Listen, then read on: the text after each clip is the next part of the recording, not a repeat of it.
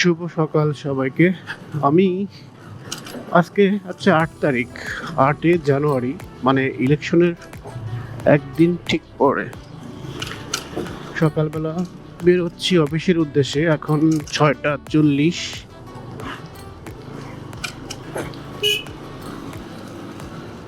যদিও আজকে রাস্তায় বাইক চলাচল হয়তো নিষিদ্ধ, হয়তো না, আমি জানি যে রেগুলার সব ধরনের বাইক চলাচল নিষিদ্ধ। তো আমি যেহেতু মেডিকেল সেক্টরের জব করি, সেই ক্ষেত্রে আমার জন্য খুব বেশি কষ্ট হবে না আশা রাখি। তারপরও একটু বের হয়েছি ক্যামেরাটা নিয়েই, যেহেতু অফিসে যাব হট ইলেকশনের পরের দিন। রাস্তার কি পরিস্থিতি সেটাও একটু আপনাদের সাথে তুলে ধরব। তো আসলে ইলেকশনের পরের দিন হওয়া সত্ত্বেও রাস্তায় কিন্তু বেশ ভালোই গাড়ি।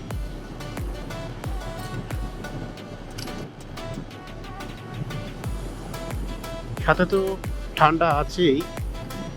সকালে এই ঠান্ডায় বাইক রাইড করতে একটু ভালোই বেগ পেতে হচ্ছে।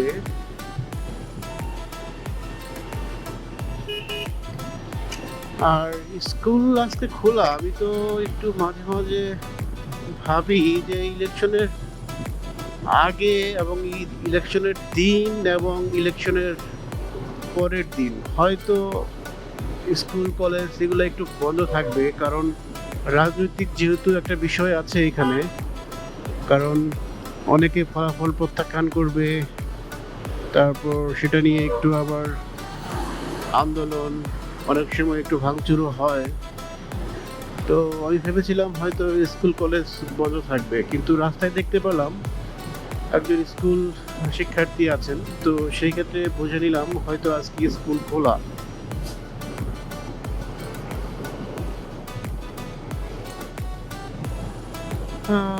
শীত, ভালোই শীত। শীতের মধ্যে বাইক রাইড করা আসলে একটু কষ্ট হচ্ছে, বিশেষ করে হাতে। আর হেলমেটের ভাইজারের ভিতর দিয়ে একটু বাতাস যখন ঢোকে তখন সেটা কানে এবং নাকে লাগে।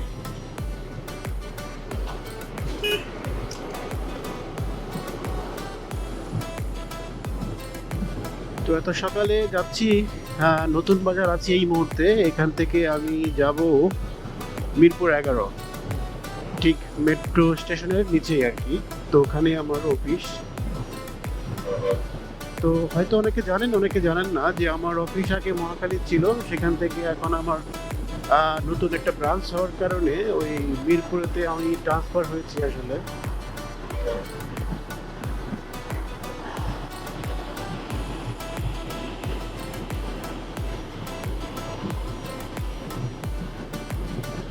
গতকাল আমার বন্ধ ছিল অবশ্য। তারপরও আমার কিছু কলিগ অফিস করেছে, তারা বাইক নিয়েই করেছে।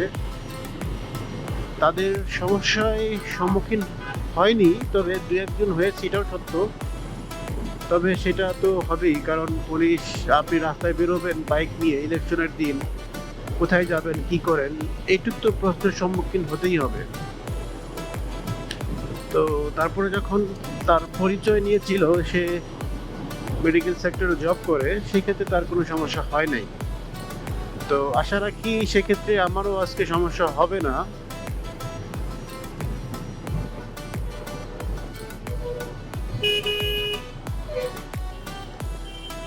দেখেন কি অবস্থা, দেখছেন কিভাবে গাড়িগুলো রাখে। এই লোকাল গাড়িগুলোর কারণেই রাস্তাঘাটে একটু সমস্যা হয়।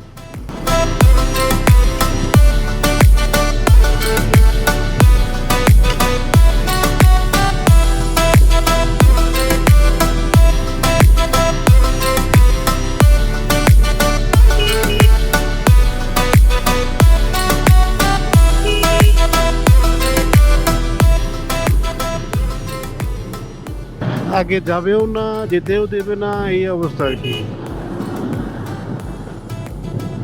তো বাইক নিয়ে শীতের মধ্যে সকালবেলা একটু স্পিড আপ করা আসলে ঠান্ডার বেশি লাগার কারণে করতেও মন চায় না। আর আমি আসলে স্পিডিংটা পছন্দও করি না।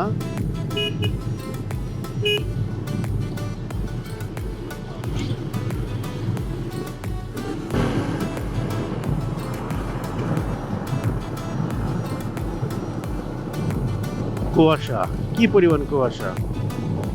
আসলে ফ্লাইওভার উঠলেই কুয়াশাটাকে বেশি, মানে সকালবেলা কুয়াশা থাকলে ঢাকাতে এই ফ্লাইওভারে উঠলে বোঝা যায় সেটা।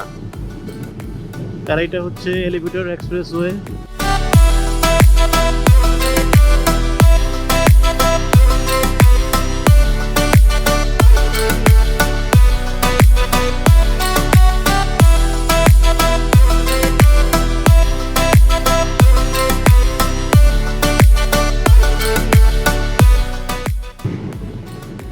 আসলে অনেক ঠান্ডা, আর এই ঠান্ডার মধ্যে জীবিকার তাগিদে আসলে সবাই ঘর ছাড়া হয়েছে, ঠিক যেমনটা আমি।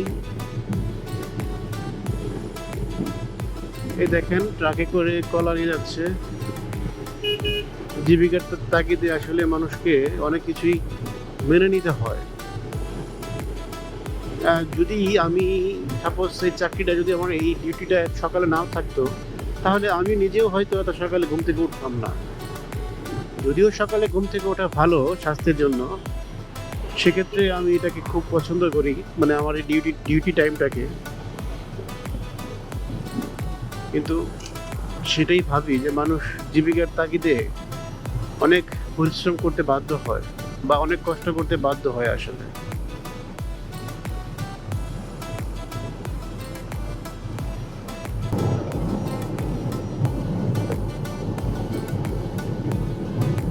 কারণ আমি যে এরিয়া থেকে আসলাম সেই এরিয়াতে একটু কুয়াশা কমই ছিল, আর যেহেতু এই এরিয়াতে একটু গাছপালা বেশি, সেই কারণে হয়তো একটু কুয়াশাও বেশি।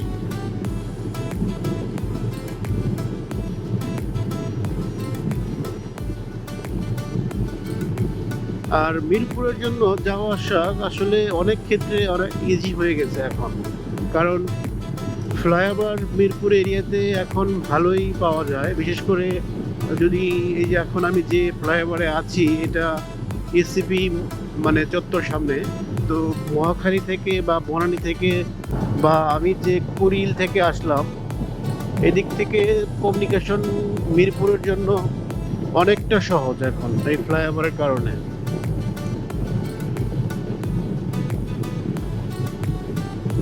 তো সেই ক্ষেত্রে আমার বাসা দূর হওয়া সত্ত্বেও আমি ওদিক থেকে এখন পর্যন্ত অফিস করতেছি। যদিও আমার বাইকে সকালবেলা 25 থেকে 30 মিনিট লেগে যায়, মানে সব মিলিয়ে, তারপরেও আমি মানে আমি যে এরিয়াতে এখন থাকি বাড্ডা, সেই এরিয়া থেকে অফিস করতেই পছন্দ করতেছি। কারণ নতুন পরিবেশ মিরপুর আমার জন্য, তো সেখানে শিফট হব একটু ভেবেচিন্তে হওয়াটাই উচিত।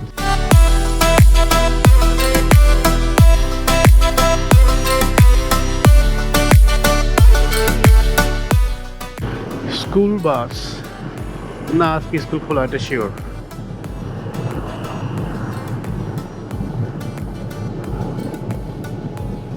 ও ওইদিকে একটু বেশি কুয়াশা মনে হচ্ছে এখন আসলে, মানে আমি যে এরিয়া থেকে আসলাম তার চেয়ে আর কি।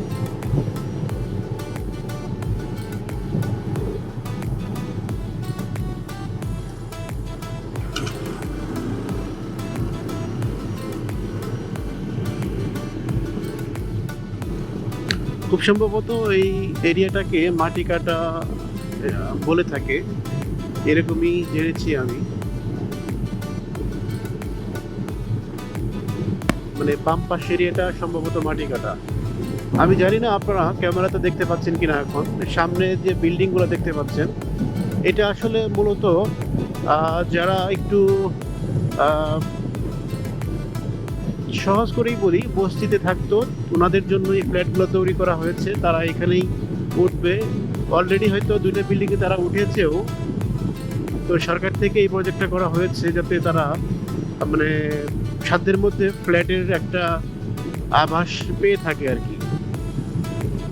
তো কিছু কিছু ভালো উদ্যোগ, কিন্তু এই উদ্যোগগুলা যদি প্রপারভাবে ইউজ করা যেত তাহলে হয়তো ভালো হতো, হয়তো যাবে, আমাদের হতাশ হওয়া যাবে না আগেই।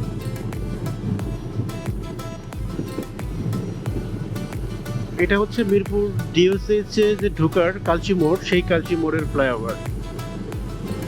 যেমন দেখতে পাচ্ছেন, বায়ে পল্লবী, ডানে মিরপুর ডিওসিএইচ 12।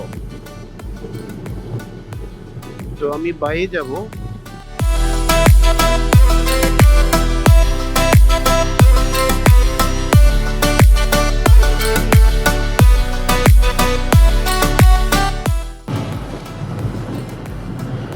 ও ঠান্ডা, আসলেই ঠান্ডা অনেক।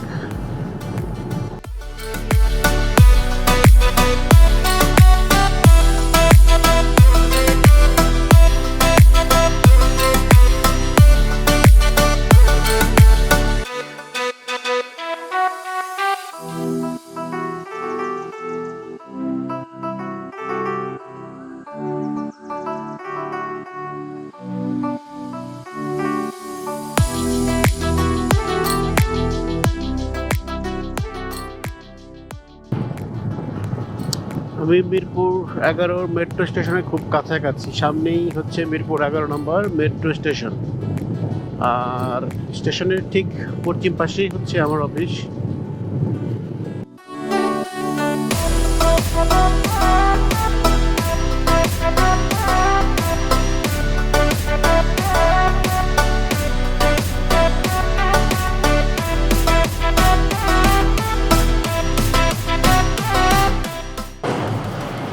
এইটার ডান পাশে, ঠিক আমি যে পজিশনে আছি তার ডান পাশে আমার অফিস।